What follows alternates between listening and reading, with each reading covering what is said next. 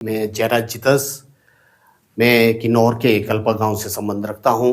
आज के दौर में आजकल देखा जाए तो किन्नौर आज और कल के नाम से भी जाना जाता है। मुझे संगीत का कोई फ्यूचर नहीं है, मतलब किन्नौरी में बेता बनना है बस ये शब्द यूज करते थे, मतलब घर का कोई सपोर्ट नहीं रहता। फिर मतलब आपका शौक सिंगिंग में था कि गाने लिखने? सिंगिंग में था। बिल्कुल, गाना भी लिखता था मैं साथ साथ ना। पी लाई क्यों डालंग तन तन, ये मेरा ही गाना है। बाद में ये गाना एक स्टूडियो से दूसरे स्टूडियो में चला गया था, मतलब ये चोरी था। हमने देखा राजनीति से आप हट गए, उस अचानक ही आपने फेसबुक चैनल बनाया किन्नौर आज और कल। कई बार मेरे को, अब जैसा मैं बिजली का कोई लाइनमैन हूँ, इस तरह से अगर लाइट गई गांव में तो मुझे फोन करते लोग, जरा सी लाइट नहीं है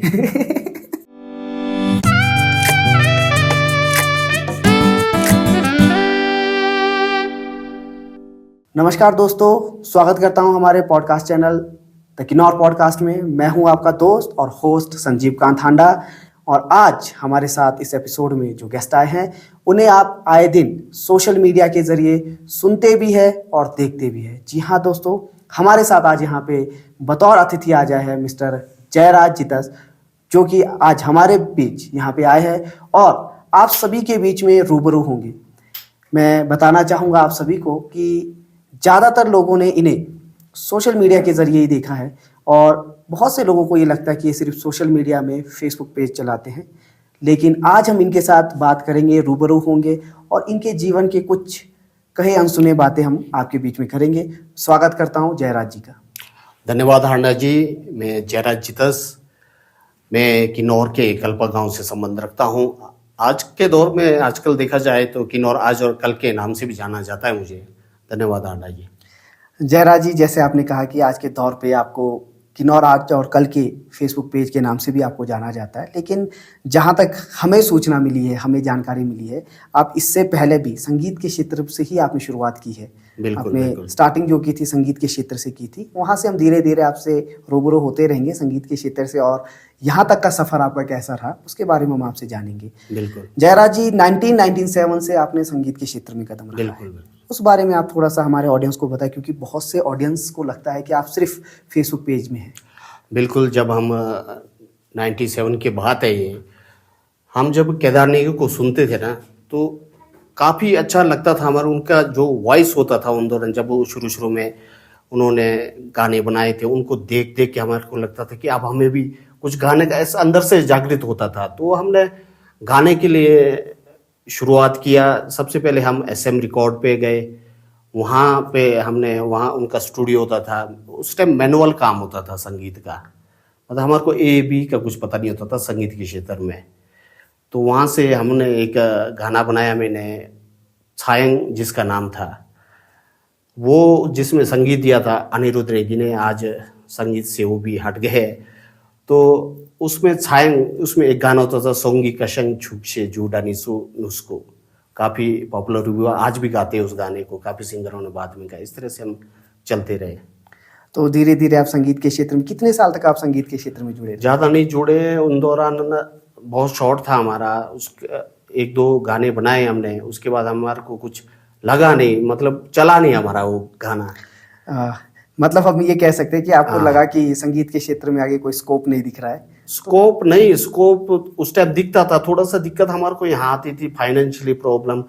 फिर हमारा जो घर का जो माहौल होता था वो इस संगीत को मतलब इतना अच्छा नहीं मानते थे। घर के मम्मी पापा, मतलब ये ठीक नहीं है। मतलब आप किन्नौरी डायलेक्ट्स में बोले तो हमारे को डायरेक्ट बोलते नहीं, ये काम ठीक नहीं है, संगीत का कोई फ्यूचर नहीं है, मतलब किन्नौरी में बेता बनना है बस ये शब्द यूज करते थे, मतलब घर का कोई सपोर्ट नहीं रहता। फिर इस तरह से हमारे इसको छोड़ ही दिया था हमने। ये बात भी आपकी सही है कि उस वक्त वो दौर ऐसा था कि संगीत के क्षेत्र को मतलब अच्छा नहीं माना जाता था। तो आज के दौर पे आप देख सकते हैं कि संगीत का क्षेत्र किस परचम पर पहुंचा है, किस ऊंचाइयों पर पहुंचा है। आगे भी रूबरू होते रहेंगे। जैसे आपने कहा कि बहुत शॉर्ट पीरियड में आपका काम था, यानी कि घर वालों के दबाव से आकर आपने एक तरह से संगीत छोड़ा। हाँ, घर का सपोर्ट नहीं मिलता था ना, एक बच्चा क्या कर सकता था उसमें। उस टाइम हम मुश्किल से 8th-9th पे पढ़ते थे। मतलब आप जब संगीत के क्षेत्र में आए 8th या 9th क्लास? हाँ, लगभग 8th-9th की बात है ये। तो क्या ही कर सकता था एक बच्चा। अगर घर का सपोर्ट मिलता तो शायद आज हम भी एक अच्छे दर्जे के सिंगर हो सकते थे। मतलब आपका शौक सिंगिंग में था कि गाने लिखने सिंगिंग में था? बिल्कुल, गाना भी लिखता था मैं साथ साथ ना।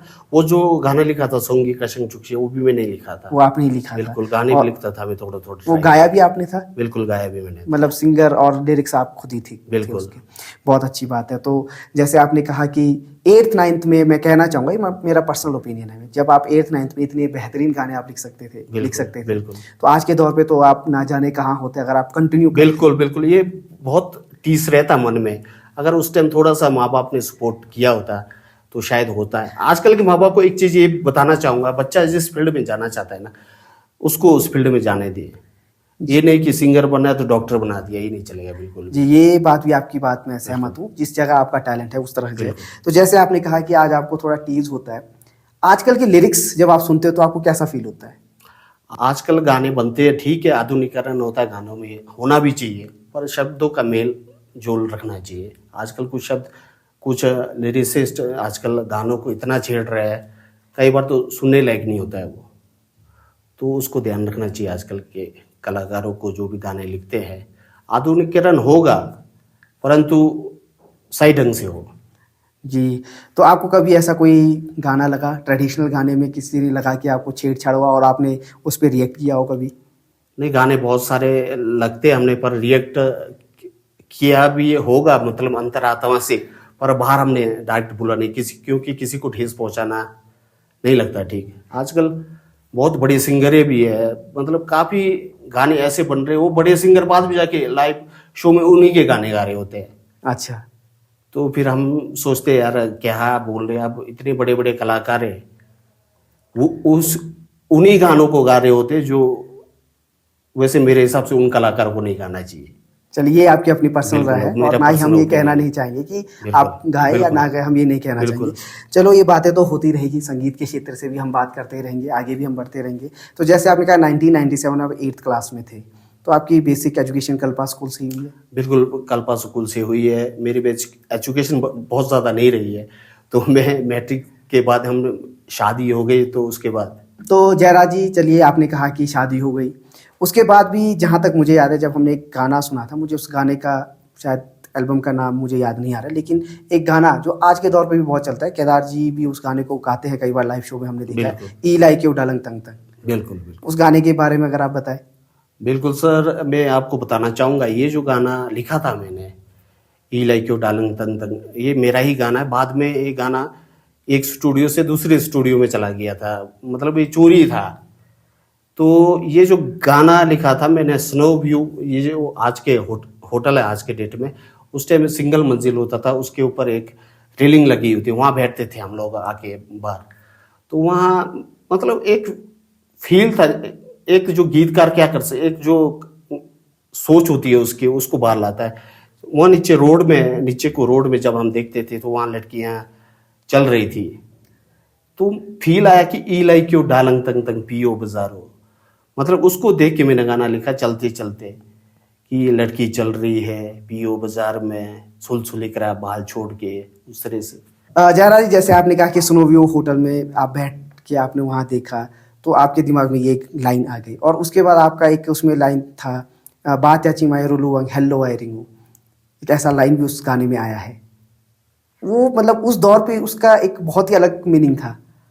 बिल्कुल बिल्कुल बिल्कुल, बात त्याची आई रुलू, मतलब बात करने को, मतलब अब बोल नहीं पा रहा हूँ मैं, थोड़ा सा इसको एक्सप्लेन करने में दिक्कत हो रहा है जी। मतलब मीनिंग इसका बुरा नहीं था, मतलब ठीक था इसका। तो आई थिंक जब ये गाना रिलीज हुआ था, बहुत फेमस भी ये गाना हुआ, बहुत ज्यादा, आज के दौर पे भी ये गाना जो है बार बहुत सारे सिंगरों ने गा लिया इस गाने, रीमेक करके इसको बहुत ज्यादा। इसके बाद आपको कभी लगा नहीं कि इतने हिट गाने लिखने के बाद आप दोबारा से इस लाइन में आ जाए और फिर से गाने लिखे? उसके मैंने काफी साल के बाद एक गाना और लिखा था मैंने, कौनेस या कौनेस, मतलब तुम्बा कुड़ते शुदुंग तुंग तुंग, वो केदार जी ने गाया था, वो भी काफी अच्छा चला था, गोलसन कैसेट था उस टाइम, वो भी ठीक चल रहा था। तो शायद आज हमारी ऑडियंस काफी ऑडियंस को ये पता लग रहा होगा कि ये जो 2 हिट गाने जो आज के दौर पे भी रीमेक करके गाया जाता है, वो आपके द्वारा लिखा गया है। तो एक चीज में बड़ी मजे की बात बताता हूँ, ये जो इलाई क्यों डालंग तंग तंग गाना था, ये मैंने गाया था रिब्बा जो सीमा रिकॉर्ड होता था, तो आजकल द बीट्स इंडिया शायद ऐसे ही है, जो प्रभु जी का स्टूडियो होता था वहाँ पे रिकॉर्ड करके रखा था। इसमें भी एक बड़ी तगड़ी कहानी है। मैं ले गया था अपने आप को सिंगर बन के रिबा में, साथ में मेरे एक दोस्त होता था शांतिराम नेगी, तो शांतिराम को साथ लेके एज ए प्रोड्यूसर, और मैं वहाँ रिजेक्ट हो गया सिंगर में, और शांतिराम वहाँ सिंगर बन गया। और आज उसके बाद शांतिराम का रिकॉर्ड शुरू हो गया वहाँ पे और गाने, और आज शांतिराम उसके बाद काफ़ी अच्छा लेवल पे सिंगर भी बन चुका था, और मैं वहाँ रिजेक्ट हो गया। हाँ, ये बात तो है कि शांतिराम आज के दौर पर काफी फेमस सिंगर है। मतलब वहाँ भी मात खा गया मैं, एज ए प्रोड्यूसर ले गया और सिंगर बन गया वो। मतलब आप एज अ सिंगर गए और एक वहां पे लिरिक्स बन गए। चलो किस्मत को फिर यही उसके मंजूर बाद थी। मैंने इले क्यों डालंग तंग तंग को पता नहीं किस तरह से करके वहाँ गा रखा था, वहाँ से स्टूडियो से बाद में लीक करके वो दूसरे स्टूडियो में पहुँच गया था वो गाना। अच्छा हाँ, आज भी मैं यहाँ से बोल रहा हूँ वो गाना मेरा ही था। जी, चलिए हम भी यही मानते हैं कि वो गाना बिल्कुल, आपका ही था। बिल्कुल। तो उसके बाद वो गाना किसी सिंगर ने गाया, दूसरे गए सिंगर ने, केदार जी ने गाया। चलो तो केदार जी ने गाया तो अच्छा भी लगता था, केदार जी ने गाया। और ये गाना जहां तक आज के दौर पे सुना जाए तो ये गाना केदार जी के आवाज में ही बहुत ही जबरदस्त लगता है। बिल्कुल। और कई बार हमने लाइव शो में भी देखा है केदार जी को कि ये गाना वो कई बार गाते हैं और बहुत ही फेमस ये गाना रहा है। इसके बाद आपने और आगे बढ़ने का क्यों नहीं सोचा सिंगिंग की? सर फाइनेंशियली मैं आपको पहले बता दिया, मतलब जो फाइनेंशियली प्रॉब्लम आता था वो सपोर्ट हमारे को नहीं मिलता था घर से, तो थोड़ा दिक्कत आता था इसमें। उन दौरान तो फोन तो होता नहीं था, मोबाइल फोन नहीं होता था। तो म्यूजिक डायरेक्टर से या सिंगर से आप कैसे मुलाकात करते थे? हम उन दौरान बेसिक फ़ोन होता था हमारे पास, तो बेसिक फ़ोन से भी होता था, हम पीओ मिलते थे, मतलब इस तरह से जुगाड़ होता था। जी जी, चलिए ये तो थी आपके संगीत के क्षेत्र की लाइन। उसके बाद काफ़ी टाइम बाद हमने आपको देखा है कि आप राजनीति में बहुत सक्रिय रहे। बिल्कुल। राजनीति में आने की प्रेरणा कहाँ से मिली? बिल्कुल। राजनीति की में आने की जो प्रेरणा थी वो मतलब घर में ऐसा होता, हमारा माहौल ऐसा था कि घर से ही राजनीति चलती थी, कोई कांग्रेस जिंदाबाद, बीजेपी जिंदाबाद, ये चलते रहता था। ऐसे देख देख के हम थोड़ा, एक शख्स ऐसे थे तेजवंत नेगी जी जिससे हम मिले, तो उनका जब बैठना उठना, जब उनसे बात वार्तालाप होता था तो अच्छा लगता था, उनसे प्रेरित हो गया था, तो उनके साथ ही जुड़ा मैं। राजनीति में कब से जुड़े थे आप? राजनीति में ये मान के चलो कि आप 2004-05 से 2004 या 5 से। और I जहाँ think, तक हमें याद है 2007 में एक इलेक्शन हुआ था। बिल्कुल। उससे पहले आप राजनीति में जुड़े बिल्कुल थे। सर। राजनीति में भी आप काफ़ी ऊंचे मुकाम तक पहुंचे। बिल्कुल, मैं राजनीति में शुरू में बूथ का सचिव बना, एक टर्म में बूथ का सचिव रहा, उसके बाद में कल्पा मंडल युवा मोर्चा का महामंत्री रहा, उसके बाद में 2 टर्म जिला कार्यकारिणी का सदस्य रहा। लेकिन जयराज जी, आप जैसे कह रहे हैं कि राजनीति में बहुत सक्रिय रहे, लेकिन कभी भी हमने आपको, जैसे कल्पा गांव से आप संबंध रखते हैं, बिल्कुल, कल्पा गांव के किसी भी पंचायती चुनाव में हमने आपको एज अ उम्मीदवार नहीं देखा, क्योंकि आप इतने सशक्त कार्यकर्ता थे, इतने सशक्त आप लीडर रहे हैं, तो एज अ उम्मीदवार कभी आपने अपने आप को प्रमोट क्यों नहीं किया? सर ये ज़रूरी नहीं होता है कि राजनीति से जुड़े तो यार इलेक्शन ही लड़ेगा पंचायतों में, ये तो ज़रूरी नहीं है ना। ये तो जरूरी नहीं है, लेकिन एक रहता है गांव के, ऐसा मतलब सोचा नहीं कभी इलेक्शन वगैरह लड़ूं नहीं, या फिर आपके ऐसी ख्वाहिश भी नहीं थी मेरी। आपके साथ के कभी लोगों ने कहा हो कि जयराज जी नहीं, कई बार ऐसा खड़े हो बात जाओ। बहुत बार आई है कि आपको चुनाव लड़ना चाहिए, कई बार कहा है कई लोगों ने। हमने देखा कि आप काफी सारे जन समस्याएं, जन मुद्दों को आप उजागर करते हैं। बिल्कुल, ये मेरे जो सोशल मीडिया जो पेज है मेरा, इसमें हम करते रहते हैं इसको। चलिए, सोशल मीडिया तो पेज आपका बाद में आया है, उससे पहले भी हमने देखा कि आप बहुत से ऐसे जन कार्य के लिए, जन समस्याओं को आप काफ़ी आगे तक ले जाते हैं। बिल्कुल बिल्कुल। तो फिर भी एक होता है कि लीडरशिप, कभी फिर भी किसी ने बहुत बार फोर्स किया और आपको कहीं से दबाव आया हो कि नहीं जयराज आप नहीं लड़ेंगे, किसी और को लड़ेंगे? नहीं, ऐसा कुछ नहीं हुआ, दबाव कहीं से कुछ नहीं आया।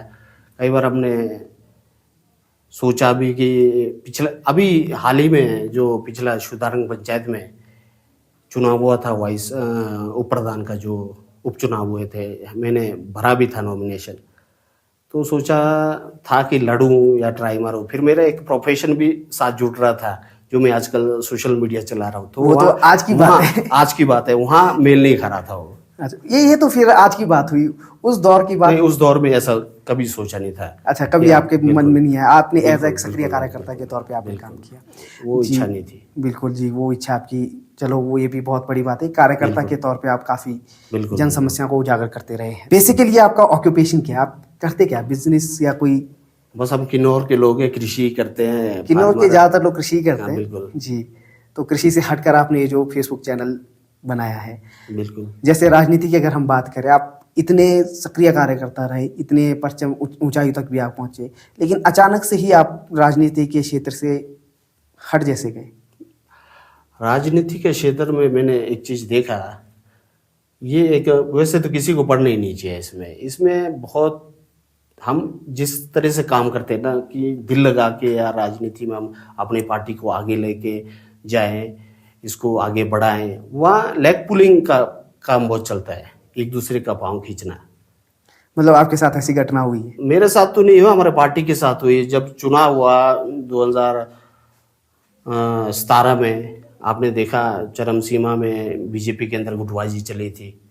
जो बीजेपी को हारने का जो कारण है, 2 इलेक्शन पिछला, वो गुटबाजी के कारण ही हारी है। मैंने सोचा इसमें ये नहीं पढ़ना है मुझे, मैंने तभी इसको मैंने साइड ही रख दिया। जी, चलो ये आपका अपना पर्सनल था। उसके बाद हमने देखा कि आप उसका सोशल मीडिया पे आए। बिल्कुल सोशल मीडिया पे भी आपके काफ़ी कंट्रोवर्सी भी हुई है। बिल्कुल। तो ये मकसद आपका क्या था सोशल मीडिया में आने का? सोशल मीडिया का कुछ खास मकसद, मैं फेसबुक चलाते चलाते चलता गया। मतलब जब पेज बनाया मैंने, मैं इसको चलाते रहा, इसको चलते चलते जनहित के मुद्दे उठाते रहे, समस्या को उठाते रहे, मतलब एक चैनल बनता गया इसका। जयराज जी, हमने देखा राजनीति से आप हट गए, उसे अचानक ही आपने फेसबुक चैनल बनाया किन्नौर आज और कल। ये क्या मकसद था और कहाँ से आपको ये मोटिवेशन मिला कि मैं एक सोशल प्लेटफॉर्म में आ जाता हूँ? बिल्कुल सही क्वेश्चन आपने किया है, ये भी बड़ी मजे की बात है। मैं जब राजनीति में था तो कुछ कंट्रोवर्सियाँ हमारे बीच चलती रही, अपनी पार्टी के बीच में हमारा। तो मेरे जैसे ही और चैनल थे, फोकस किन्नौर था, आपका किन्नौर अब तक था, शायद उस टाइम एमसीएन था, अब तक बाद में बना। तो वहाँ जाता था तो मुझे बिठाते थे कई बार। मुझे एक तो वो चीज़ पसंद ही था कि 1-1 घंटा वहाँ स्टूडियो में बिठाए, मेरा नंबर कब आए। वो कभी ज़िंदगी में ऐसा नहीं रहा कि जल्द जो भी करना है जल्दी करना है, बस नहीं, वेट नहीं कर सकता मैं किसी चीज़ का। अब वहाँ पे डिबेट पे लाते थे 2-3 लोगों को इकट्ठे करके, तो एक मतलब 15-20 मिनट वहाँ खड़े रखते थे, तब जाके वहाँ नंबर लगता था, बैकग्राउंड करके रखते थे। मैंने सोचा नहीं, मैं अपना पेज बनाऊंगा। पेज बन गया और चलता गया। मतलब आप कहना क्योंकि चाहते, मैं रुक नहीं सकता, बस मतलब आप कहना चाहते ज़्यादा कि वेट नहीं कर सकता हूँ बस। उस जगह पे आपको बोलने का ज्यादा मौका दिया नहीं? हाँ, मतलब जो पूछना था वो पूछा नहीं, मतलब कुछ ऐसा होता था, मतलब कंफर्टेबल में फील नहीं करता था, बस जिस हिसाब से। चलिए, जैसे आपने कहा कंफर्टेबल फील नहीं करते, हाँ। मैं एक सवाल पूछता हूँ, यहाँ आप कंफर्टेबल है? अभी तो ठीक चल रहा है। चलो ठीक है, और ऐसा ही होना चाहिए आगे भी। बिल्कुल। फेसबुक पेज में हमने देखा कि आप, कंट्रोवर्सी बहुत थी आपकी फेसबुक में पहले, जब आपकी अपने नाम से आईडी थी उसमें बहुत सारी कंट्रोवर्सी थी। बिल्कुल। ये क्या यही कारण तो नहीं था कि आप राजनीति से हट गए एकदम से? हो भी सकता है। अब अगर मैं राजनीति से हटा हूँ तो जहाँ जिस जगह में जुड़ा था उनको तो थोड़ा सा और सा लगेगा ही ना, कि नहीं ये ठीक नहीं है, वो ठीक नहीं है। कंट्रोवर्सी ये भी चलता है कि यार ये पत्रकार बन गया है। एक्चुअल में मैं पत्रकार नहीं हूँ, आपके माध्यम से भी कहना चाहता हूँ, मैं कोई मास कम्युनिकेशन करके या पत्रकार नहीं बना हूँ। मेरा अगर स्टाइल पत्रकारों वाला हो सकता है तो इसमें मेरी क्या गलती है? जी, चलिए, मैं ये कहना चाहूँगा इस पॉडकास्ट के माध्यम से कि ये जो हमारी कन्वर्सेशन हो रही है, ये जयराज जी की अपनी एक पर्सनल ओपिनियन है, चाहे वो राजनीतिक हो, चाहे संगीत के क्षेत्र से हो, या किसी भी अन्य क्षेत्र से हो। ये इनकी अपनी एक पर्सनल ओपिनियन है, ये कृपया आप सभी ध्यान दें। ना हम किसी को इल्ज़ाम लगा रहे हैं और ना ही हम किसी को ठेस पहुंचाना चाहते हैं। फिर भी अगर यदि लगता है कि इस बातों से किसी को ठेस पहुंच रहा है या अच्छा ना लगे, तो उसके लिए द किन्नौर पॉडकास्ट क्षमा मांगती है, क्योंकि ये यहाँ पे जो भी अतिथि यहाँ पे आते हैं, ये इनके अपने पर्सनल वक्तव्य होते हैं। तो जयराज जी, आगे बढ़ते हैं। जब आपने फेसबुक पेज चलाया शुरुआती तौर पे, बिल्कुल, कठिनाइयाँ तो बहुत हुई होगी, बहुत ज़्यादा, समस्या भी बहुत आई बहुत होगी, ज़्यादा। लोगों ने बोला भी बहुत कुछ होगा। बिल्कुल। कैसे हैंडल किया आपने? पता क्या है, सबसे पहले तो जब मैं फेसबुक चलाता था ना, तो ऐसा लगता था कि कई लोगों को कि ये बेलई कर रहा है, क्योंकि इसमें ऐसा तो लगे रहना पड़ता है। मोबाइल पकड़ा, सुबह उठे, लगे रहे, शाम को लगे रहे, दिन को लगे, बजा रहा है, इसमें फ़ोन पकड़ा, क्योंकि आप इसमें निरंतर नहीं रहोगे तो नहीं चलेगा ये काम। पहली बात तो सपोर्ट नहीं मिलता था कहीं से भी, घर से ही नहीं मिलता था अपना। मतलब घर वालों भी आपको घर वाले मतलब क्या कर रहा है यार, ये फ़ोन पकड़ के बैठा हुआ रात दिन। नहीं, ये तो आजकल मुझे हाँ। लगता है कि और हर घर में ये एक- समस्या हाँ, है ये कि घर फोन- पहुंचते ही आप फोन पकड़ के अब बैठे मैं अपने परिवार को ये नहीं समझा सकता हूँ कि इससे अर्निंग भी होती है, पर मैं चुप ही रहता, मतलब मैंने किसी को जवाब नहीं दिया जी। कि ये ऐसा हो रहा है। चलो, जब घर के परिवार होते हैं, माँ बाप, पत्नी, या उनका भी सपोर्ट नहीं मिलता था इस काम में। मतलब अब बिल्कुल वो नहीं थोड़ा मिला। सपोर्ट कर रहे हैं। हाँ, जब से इसमें थोड़ा सा अर्निंग आना शुरू हो गया तो सबके वॉल्यूम थोड़े से कम होते गए। अच्छा, मतलब हाँ, मतलब वॉल्यूम थोड़ा सा कम रहता है। कहने का मतलब आपका ये है कि कुछ ऐसा काम करो जिससे जल्दी अर्निंग हो जाए, क्योंकि जहां तक मैं नहीं मानता है, हूं- ये नहीं कहा मैंने कि जो ऐसा काम करो नहीं, जल्दी जिस हिसाब अर्निंग से हो। आपने ये कहा ना कि इसमें अब वॉल्यूम कम हो गया, तो मतलब यही हुआ मतलब कि जब से अर्निंग आना शुरू होता है ना सर, ऑब्वियसली देख लेना आपने कभी जी। भी, थोड़ा सा वॉल्यूम कम होता है। नहीं तो यार सुबह फोन पकड़ा हुआ है, शाम को फोन पकड़ा हुआ है, दिन को फोन पकड़ा, करता क्या है? नहीं, कभी ऐसा नहीं लगा आपको कि फेसबुक में आपने कोई जन समस्या उठाए? और आपने बहुत सारे मुद्दे भी उठाए, हम भी सारे देखते जन बहुत समस्या। समस्या उठाए। कई बार किसी ने पर्सनली आपको फोन करके बोला हो कि हाँ जी जयराज जी, आपको ज्यादा ही बोल रहे हैं, थोड़ा कम करो, कभी ऐसा हुआ? नहीं, ऐसा तो मुझे खास किसी ने पर्सनली तो नहीं बोला। एक हुआ था, एक जो उसमें, तो मैं सुबह सुबह मॉर्निंग वॉक पे जाता हूँ, तो वो सुबह रोड पे दिखा, तो एक नेगेटिव एनर्जी मुझे लगा उसको, तो मैंने उसको डाल दिया था। तो वहाँ मुझे एक फ़ोन आया था किसी सज्जन का, तो उन्होंने काफ़ी कुछ बोला, उनका बात भी मुझे ठीक लगा उनकी तरफ से।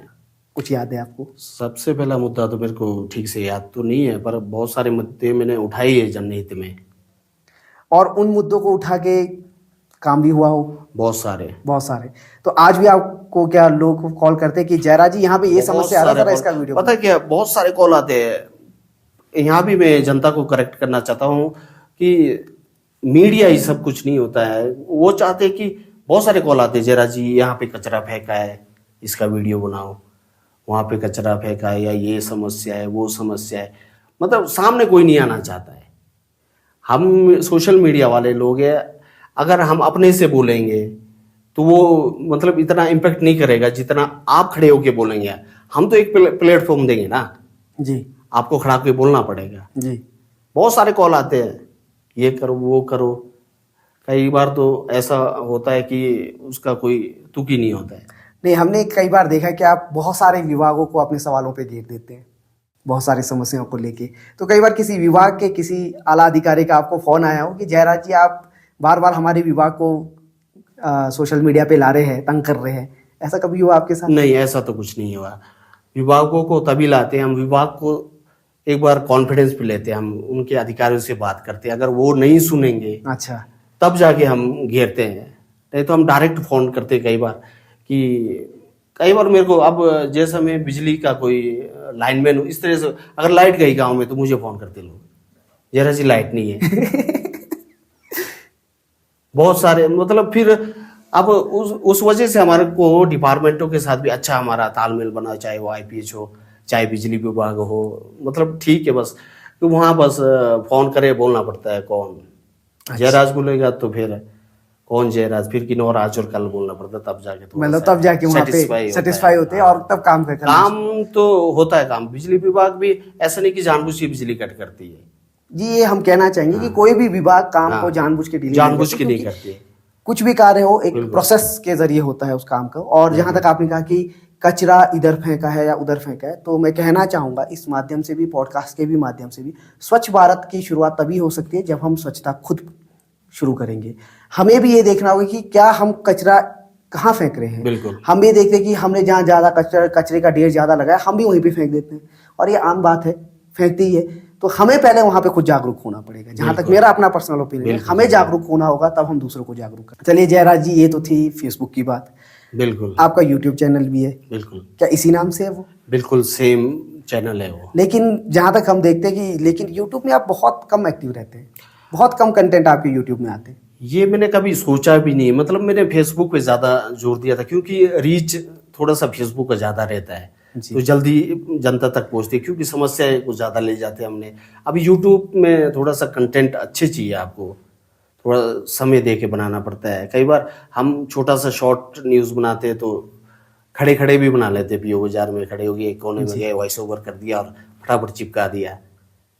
तो यहाँ यूट्यूब में थोड़ा सा मेहनत करना पड़ता है। जी बिल्कुल। बिल्कुल, थोड़ा सा रह जाता है यहाँ। जयराज जी, चलिए जैसे आज हम फेस टू फेस यहाँ बात कर रहे हैं, बिल्कुल। जैसे आपने कहा कि आपको इससे पहले काफ़ी चैनल में भी आपको बुलाया, फर्स्ट टाइम जब आपका इंटरव्यू हुआ था तो नर्वसनेस थी आपके अंदर? वो तो आपको भी पता होगा, आपके पास ही किया था फर्स्ट इंटरव्यू में, लेकिन और फोकस में। जी। तो जहाँ तक नहीं, उससे पहले भी कई बार? नहीं, मैं पहला जो इंटरव्यू था मेरा वो फोकस किन्नौर में ही किया, और आप और आनंद जी उसके जी। होस्ट थे। जी। तो आपको पता होगा नर्वस था या नहीं था। नर्वस तो आप नहीं थे, बिल्कुल। काफ़ी कॉन्फिडेंस आप थे। और जहाँ तक मुझे लगता है कि उस इंटरव्यू के बहुत सारी कंट्रोवर्सी भी हुई थी। हाँ, कंट्रोवर्सी होना था, क्योंकि हमने भी आरोप प्रत्यारोप बहुत कुछ डाल दिए थे, राजनीति पॉलिटिकल था वो कंप्लीट। जी। जयराज जी, जैसे आप कल्पा गांव से संबंध रखते हैं, कल्पा गांव बहुत फेमस गांव है। बिल्कुल। कल्पा गांव के बारे में बताएं कुछ। कल्पा का बहुत शानदार गांव है। क्या आपको देखा जाएगा तो मासू जिला जब होता था, जब राजतंत्र था, तो कल्पा एक तहसील होता मासू जिला का। तो उसके बाद फेमस है एरिया, टूरिज्म की दृष्टि से देखा जाए तो बहुत शानदार है। टूरिज्म की दृष्टि से देखा जाए बहुत शानदार है, और टूरिज्म मतलब हम कह सकते हैं कि टूरिस्ट कल्पा में बहुत ज़्यादा आते हैं। तो कभी आपको ऐसा लगता है कि बहुत ज़्यादा सैलानी आने से भी कल्पा गांव के वातावरण में कुछ अशुद्धियाँ हो रही है? नहीं, इसमें थोड़ा सा दिक्कत एक आ रहा है सफाई का। जी। थोड़ा सा कूड़ा इधर फेंक देते, कोई बोतल इधर, ना डस्टबिन का सुविधा है, ना सफाई ढंग से है। और एक दिक्कत कल्पा में आता है, सार्वजनिक शौचालय बना है वो बंद ही रहता है। कभी आपने इसको जनहित के प्रति आपने अपने फेसबुक पेज में, जैसे कि आप कल्पा से संबंध रखते हैं, कल्पा के स्थानीय पंचायत प्रतिनिधि में आपने बताया हो कि इस तरह की सुविधाएं हमारे पास होनी चाहिए? बिल्कुल बिल्कुल, कई बार हमने अपने पेज के माध्यम से भी इसको उठाया, ये शौचालय के बारे में कई बार उठाया है, इसको हमने डाला है। जब से डाला शौचालय खुल गया, उसके बाद 10-15 दिन में फिर बंद हो जाता है वो। अच्छा। सफाई के बारे में तो कई बार डालते हैं हमने खुद भी सफाई में काम किया हुआ है। एक हमारा ऑर्गेनाइजेशन है ये साथी द हेल्पिंग हैंड्स जी। उसके माध्यम से पिछले कल भी कल्पा में सफाई हुई है, पंचायत आपके स्पोर्ट्स क्लबों द्वारा इकट्ठे होकर के। और एक मजे की बात बताता हूँ, सुबह जहाँ कल सफाई हुई थी वहाँ सुबह दोबारा कूड़े का ढेर था। क्या कर सकते हैं इसको बताइए। इसमें हम देखिए, सबसे पहले तो आम जनमानस को जागरूक होना बहुत ज़रूरी है। बिल्कुल, क्योंकि जब आप सफाई कर रहे हैं, हमें खुद अपने वातावरण को स्वच्छ रखना होगा, पहली बात तो ये है। दूसरी बात, आपने कहा कि जनप्रतिनिधि को आपने कहा, तो उन्होंने कभी ऐसे, जैसे आपने कहा कि डस्टबिन की समस्या है, तो उन्होंने डस्टबिन की व्यवस्था करवाई हो? नहीं, पिछले कई सालों से देख रहा हूँ जो सरकार ने डस्टबिन उठाए हैं ना, उससे बहुत समस्या है ये डस्टबिन। क्योंकि रूल इन्होंने नया नियम बनाया, डस्टबिन नहीं रहेगा अब। साड़ा के अंतर्गत जो कूड़ा उठाएंगे, पर वो भी प्रॉपर नहीं, साड़ा को नहीं देते लोग कूड़ा। नहीं, लेकिन डस्टबिन होने पर भी एक बहुत बड़ी समस्या थी कि डस्टबिन फुल हो जाता है, आवारा पशुओं का वो एक तरह से। नहीं सर, उसमें पता क्या है, लोग ये सोचते कि हर काम सरकार करे या हर काम सरकारी तंत्र द्वारा। हम क्या कर रहे हैं वो नहीं देखते कोई भी।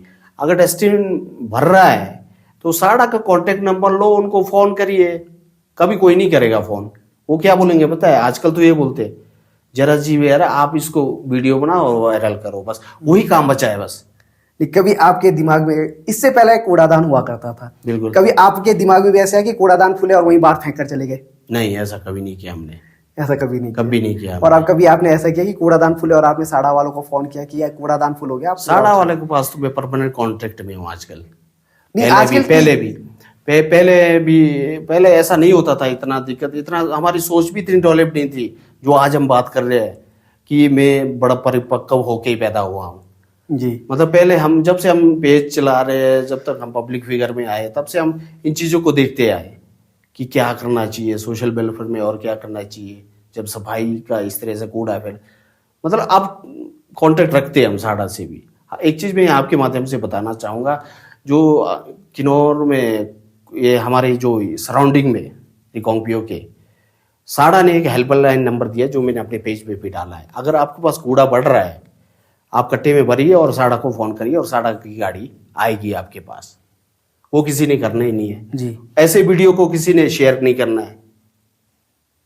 वो हेल्पलाइन नंबर आप एक बार फिर यहाँ दोहराएंगे कि वो सर, हेल्पलाइन मुझे याद नहीं, मैं पर अपने पेज के माध्यम से आप लोग को डिस्प्ले कर दूंगा, मैं आप लोग को दिखा दूंगा, चाहे आप लोग अगले बार अपने उसमें डाल सकते हो उसको। जी ज़रूर। मैं ये कहना चाहूँगा कि इस वीडियो के डिस्क्रिप्शन में भी हम उसका हेल्पलाइन नंबर को हम ज़रूर डालेंगे, बिल्कुल। आप ज़रूर देखिएगा। और आपको लगता है कि आपके घर में कूड़ा बढ़ गया है या आपके सराउंडिंग में है, आप खुद उसे उठाएं और साड़ा को कॉल करें और वो आपके घर से आकर कूड़ा 3 नंबर उसमें डिस्प्ले किया है मैंने उसमें साड़ा के कॉन्ट्रैक्टरों का, कि उन्होंने खुद कहा है कि हम खुद लेंगे आएंगे, सिर्फ फोन करना है, इतना कर। क्योंकि साड़ा का टाइमिंग है, घर घर इधर जाइए उधर कूड़ा मैनेज नहीं हो सकता है ये चीज। जैसे कल्पा में आपने कहा कि टूरिज्म प्लेस है, टूरिस्ट बहुत आते हैं और बहुत ही शानदार गांव भी है। बिल्कुल। कल्पा में एक ओपन जिम भी है। बिल्कुल है। कभी आप जिम गए? जिम जब ओपन खुला था ना, तो इस टाइम एक इंटरेस्टिंग था कि किया हूँ मैं सुबह सुबह उठ के। उसके बाद एक आदमी का होता है, चलो छोड़ो क्या जाना। उसके बाद हम जिम यही नीचे जाते हैं चिंपा फिटनेस में। जी।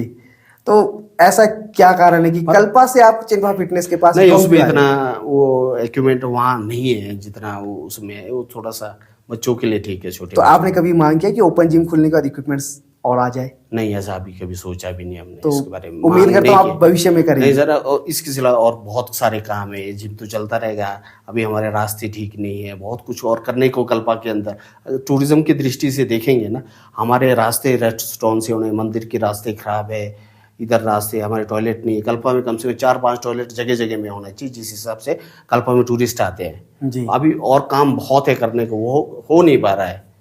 तो उम्मीद करते हैं धीरे धीरे वो भी हो धीरे धीरे हो। अभी तो हमारे पास बहुत बड़े मंत्रालय के मंत्री भी है जगत सिंह नेगी। अभी 2-2.5 साल का कार्यकाल, लगभग 3 साल का कार्यकाल अभी है। तो देखते हैं मंत्री साहब अब किस दिशा की ओर ले जाते हैं। कभी आप उनके पास गए इस तरह की मांग लेकर? नहीं, अभी तक मैं नहीं गया हूँ। तो हम उम्मीद करते हैं आप बहुत जल्द जाएं। बिल्कुल जाएंगे हम, जब वक्त अगर हमें जाना पड़ेगा तो वहाँ जाएंगे। जी। आपत्ति तो जैसे आपने कहा कि जिला किन्नौर के स्थानीय प्रतिनिधि बिल्कुल जी को इतना बड़ा मंत्रालय मिला है, तो बिल्कुल, हम भी चाहेंगे कि जनमानस कल्पा गांव के वो जाए, इन सुविधाओं के बारे में उन्हें बताएं कि इस तरह की सुविधा चाहिए। और हम वो पूरी उम्मीद करते हैं कि सरकार और माननीय मंत्री जगत सिंह नेगी जी भी इस कार्य को तुरंत शीघ्र जो है उसे पूर्ण करेंगे। आगे बढ़ते हैं। ये तो थी हमारी कुछ राजनीति से जुड़ी बात, सोशल मीडिया से जुड़ी बात। अब थोड़ी हम आपकी पर्सनल बात करते हैं। थोड़ी सी आपकी हॉबी क्या है फेसबुक के अलावा?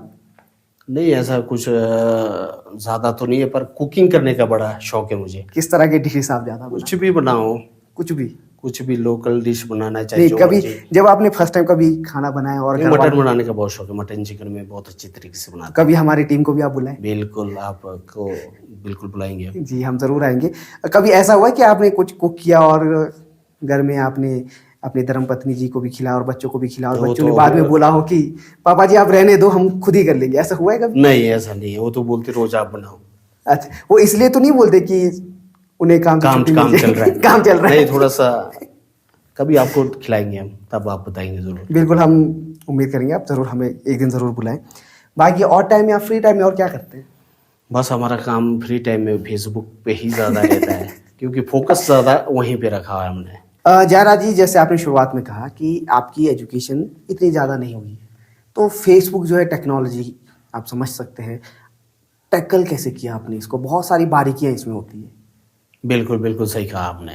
पहले तो मुझे फेसबुक पेज बनाना ही नहीं आया। अच्छा। तो मैं उस व्यक्ति का नाम लेना भी नहीं बोलूँगा, रितेश कुमार रिशु, मेरा पड़ोसी है, भाई भी लगता है। उसने पेज बना के दे दिया मुझे। तो उसके बाद मुझे वीडियो एडिट करना नहीं आया, तो उसका नाम मैं के बगैर नहीं रह सकता, अक्षय कुमार जी, मेरे पड़ोसी है कल्पा से। तो उसके बाद उसने थोड़ा थोड़ा सिखाया, तो मैं इसको वर्कआउट करता रहा, इसको कैसा करना, कैसा इसको वीडियो एडिट करना, मतलब धीरे धीरे प्रैक्टिस पे रहा मैं।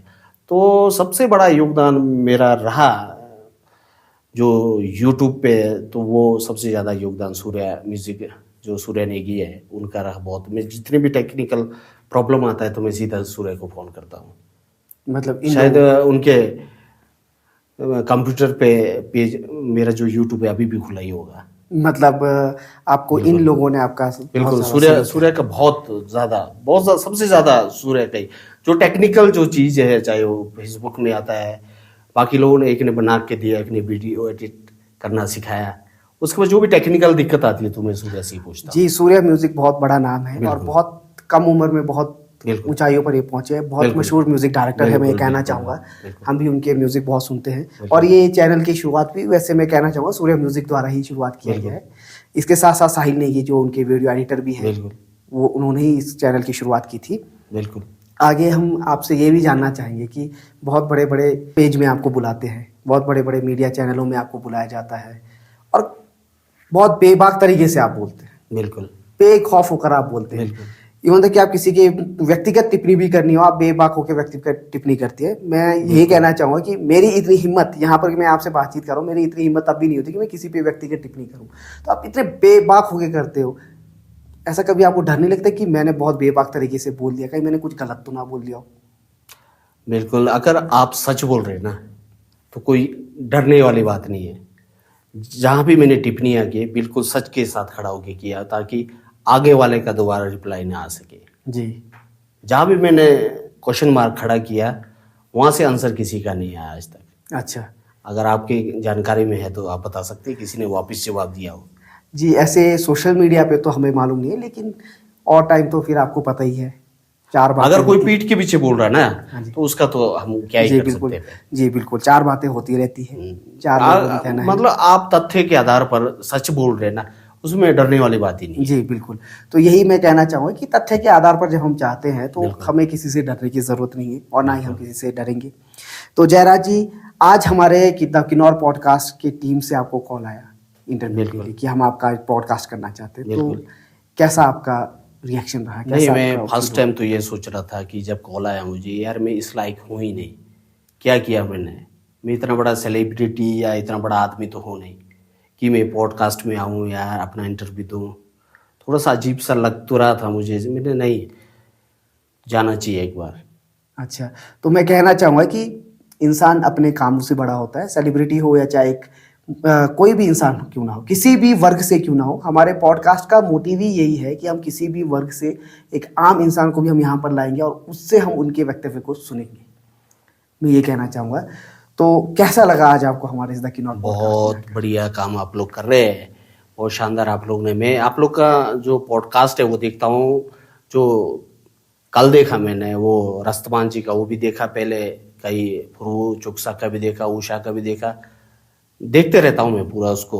तो कैसा लगा बहुत आपको बढ़िया कार्य आप लोग कर रहे हैं और ऐसा करते रहना चाहिए ताकि लोगों को पता लगे। अलग अलग लोग आएंगे, अलग अलग विषय से कोई बात रखेंगे, हमारा किन्नौर आगे बढ़ रहा है। हम नहीं तो बॉलीवुड ही देखते रहेंगे या हिमाचल को देखते रहेंगे। अगर किन्नौर से कोई कर रहा है तो, और मैं किन्नौर वासियों को भी कहना चाहूँगा जो पॉडकास्ट चैनल है इसको थोड़ा सा सपोर्ट करे और इसको थोड़ा सा शेयर करे और बढ़ाए, और अच्छे अच्छे लोग आए पॉडकास्ट पे और उनका जो राय है वो भी ले ले, क्या बोल रहे हैं सुने, कुछ सीखने को ही मिलेगा इससे। जी जी बिल्कुल, और मौका भी मिलेगा, अच्छे अच्छे सिंगरों को लाएंगे, उनको एक प्लेटफॉर्म भी मिलेगा इससे। जी, तो मैं ये कहना चाहूँगा कि इस पॉडकास्ट के माध्यम से हम यही कहना चाहते हैं कि जिला किन्नौर के अंदर हम स्थानीय लोग, चाहे वो किसी भी वर्ग का क्यों ना हो, एक किसान हो चाहे किसी भी क्षेत्र से क्यों ना हो, हमारा एक मकसद ही यही है कि हम स्थानीय लोगों को यहाँ पे लाएं, उन्हें हम समस्त हिमाचल, पूरे भारत में इस यूट्यूब के जरिए जो है हम उनको रूबरू करवाएं और उनके वक्तव्य को दें। क्योंकि हमारे जिला किन्नौर से बहुत बड़े आला अधिकारी भी है, जैसा कि कुछ देर पहले भी कहा कि बहुत बड़े मंत्री भी है, और बहुत एक जो है समृद्ध जिसको बोलते हैं किसान, वो भी हमारे जिला किन्नौर से संबंध रखते हैं। लेकिन इस तरह के सोशल मीडिया या इस तरह के विज्ञापन जो है उन्हें नहीं मिल पाते हैं, तो हमारा मोटिव यही है कि हम इस माध्यम से जो है उन्हें रूबरू करवाएं। तो मैं सबसे पहले तो जयराज जी आपका धन्यवाद करूंगा कि आप हमारे इस चैनल में आए और अपना बहुत बेशकीमती वक्त आपने यहाँ हमारे बीच में दिया है और अपनी वक्तव्य को आपने यहाँ पे रखा है। इसी के साथ आज हमारे साथ जो जुड़े थे वो है जयराज जी, जो कि किन्नौर आज और कल के फेसबुक के पेज के नाम से बहुत प्रसिद्ध भी है। इन्होंने अपने वक्तव्य को आप सभी के बीच में रखा। और अंत में मैं यही कहना चाहूँगा कि हमारे इस पॉडकास्ट को जो स्पॉन्सर किया है वो है the Surya Music, the Beats India और द विद्या कक्ष ट्यूटोरियल द्वारा इसे स्पॉन्सर किया गया है। और मैं जाते जाते यही कहना चाहूँगा, जुड़े रहिए हमारे साथ, बने रहिए, शेयर करें, सब्सक्राइब करें, लाइक करें और कमेंट करना ना भूलें। धन्यवाद।